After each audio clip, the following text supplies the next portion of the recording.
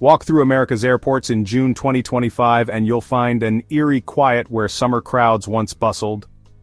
Departure boards are littered with canceled notices and the usual energy has vanished nationwide, from JFK to LAX.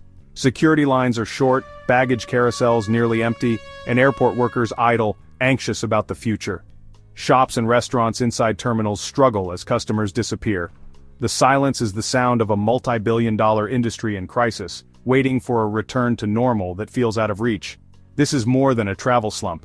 It's a crossroads for the nation, shaped by global events and shifting perceptions. To understand this silence, we must look beyond the terminals to the global forces reshaping travel. America's travel drought is rooted in global instability. The spark, a sudden escalation in the Middle East, Israeli strikes on Iran, followed by U.S. military intervention. Overnight, the U.S. became an active combatant, and the world took notice. Travelers now see America as a potential target, fearing retaliation, cyber attacks, or unrest. Tourism relies on safety and predictability, both now in question. Families and businesses are rethinking trips, deciding the risk outweighs the reward. The conflict also closed key airspace, causing flight cancellations and chaos across global travel networks. Airlines scramble to reroute, making travel more expensive and stressful. In this climate, canceling a U.S. trip feels less like a choice and more like common sense. The allure of America is fading under the shadow of global uncertainty.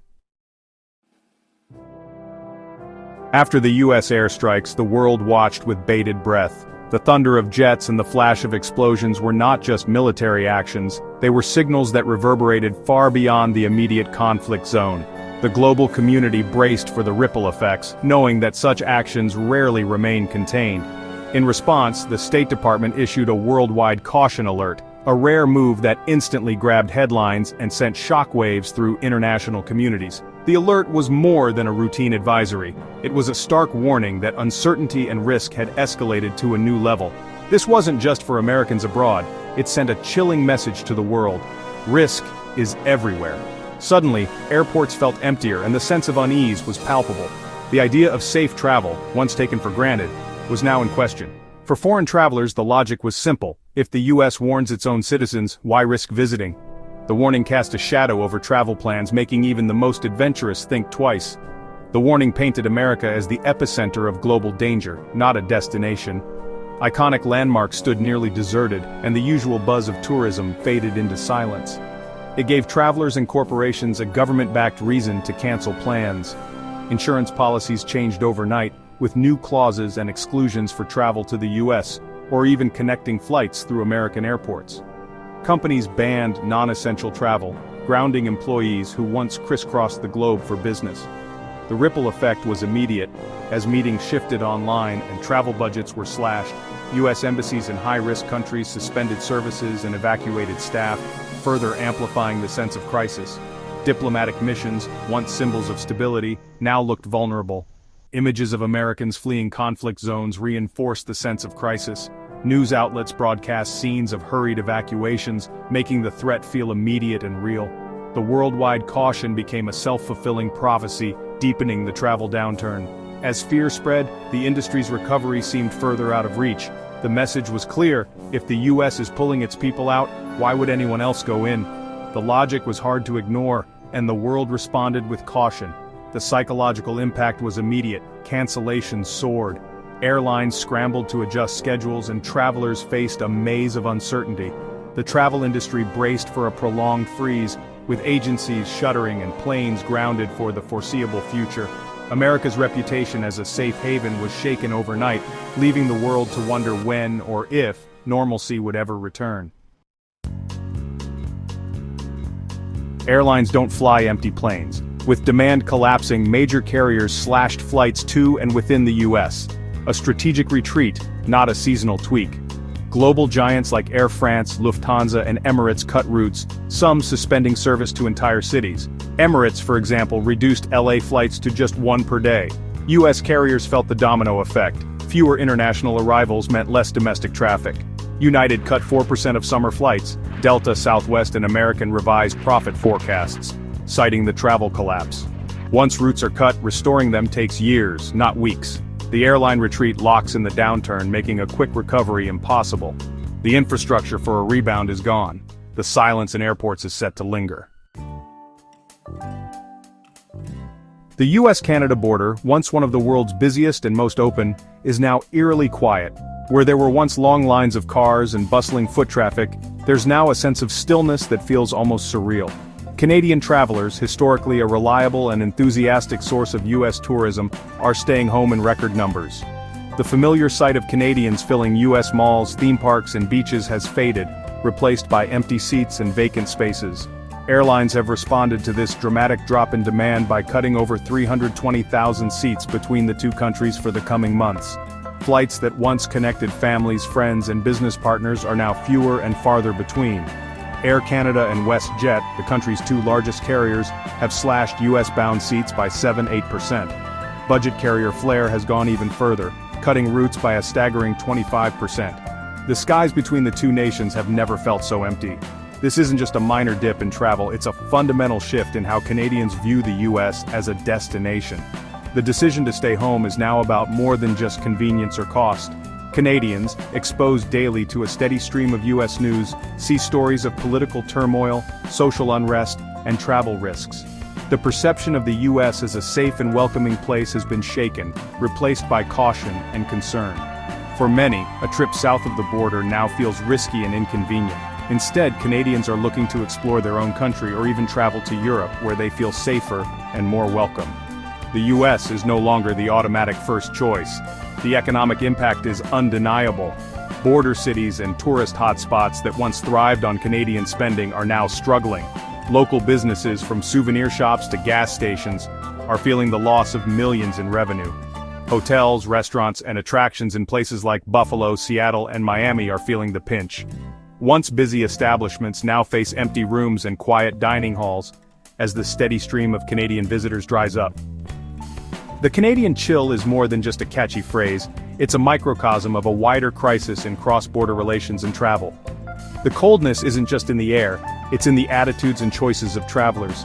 Even America's closest friends and neighbors are now staying away, reconsidering trips that once seemed routine and safe. The perception of the US as a desirable destination is eroding, replaced by uncertainty and hesitation. The ripple effects are being felt far beyond the border.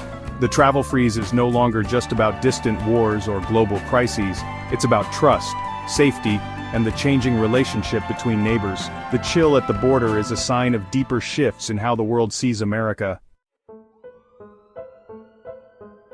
The airport silence is just the start of a much larger economic shock. Hotels report record vacancies, bookings from Europe are down 13%, restaurants, tour operators, and rental car agencies see business evaporate. Every lost tourist dollar ripples through local economies, threatening small businesses. The human cost is steep. Millions of jobs in hospitality and tourism are at risk. Layoffs, reduced hours, and closures are spreading. Meanwhile, rival destinations like Canada and Portugal are booming with redirected travel. Once travelers form new habits, winning them back is tough. America risks losing not just short-term revenue, but its long-term place in global tourism. The crisis is about more than money, it's about America's standing in the world. The image of empty airports tells only part of the story. While these hauntingly quiet terminals have become a symbol of the pandemic's impact on travel, the reality is more complex than it first appears. Not every airport is a ghost town, and not every terminal is silent. Domestic travel remains surprisingly active. Millions still fly within the US every month, families reunite, business travelers keep moving, and essential workers continue to rely on air travel to connect cities across the country. Airports are far from empty on the inside, at least when it comes to domestic flights. Major hubs like Dulles and Atlanta process huge numbers of domestic passengers, keeping parts of their terminals bustling. But the real emptiness is found at the international gates, where the usual crowds of global travelers have vanished almost overnight. Inbound foreign travel dropped 11.6% in March, a sharp decline that ripples through the entire industry. Projections suggest a 15% fall by year's end, which would mark one of the steepest drops in modern aviation history. Forward bookings from Europe are down 13%, a clear sign that recovery will be slow. Airlines are slashing routes, and travelers are hesitant to make plans amid ongoing uncertainty. International terminals at JFK and LAX are where the silence is most profound and most costly. These once busy gateways now echo with emptiness, impacting not just airlines but also airport workers, shops, and local economies. The crisis is one of international isolation, not a total collapse of air travel. Domestic flights keep the heart of the system beating, but the loss of international connections is deeply felt. Domestic flights continue, but the lucrative international market is vanishing. Airlines are forced to adapt, shifting resources and rethinking their strategies for the future. The data shows a nuanced reality. America is cut off from the world, even as it keeps moving internally. The contrast between bustling domestic gates and deserted international ones is stark. The metaphor of empty airports is real, at least where it matters most. For now, the world's doors remain closed, and the silence at international terminals speaks volumes about the challenges ahead. Experts agree, recovery will be slow and complex. The challenge isn't just logistics, but restoring trust in America as a safe, welcoming destination. Airlines won't return without clear, sustained demand. Tourists won't book until flights are available. Breaking this cycle may require government incentives and public-private partnerships. Marketing must go beyond slogans, directly addressing global fears and projecting stability. America needs to showcase its diversity, friendliness, and safety. The real solution lies in foreign and domestic policy. De-escalation and diplomacy are key. As long as conflict dominates headlines, travelers will stay away. The path to recovery starts not at the airport, but in Washington's corridors of power. Only then can America hope to rebuild its vital air bridges. The empty airports of summer 2025 reflect a crisis of confidence in America. The causes, conflict, warnings, and airline retreats are clear, but the deeper issue is lost trust. The economic fallout is severe, but the long-term damage to America's image may be worse. Winning back travelers will require more than reopening borders. The U.S. must actively pursue stability, project leadership, and reassure the world. The travel industry needs bold, empathetic marketing and innovation. Airlines must eventually take risks to reconnect America globally.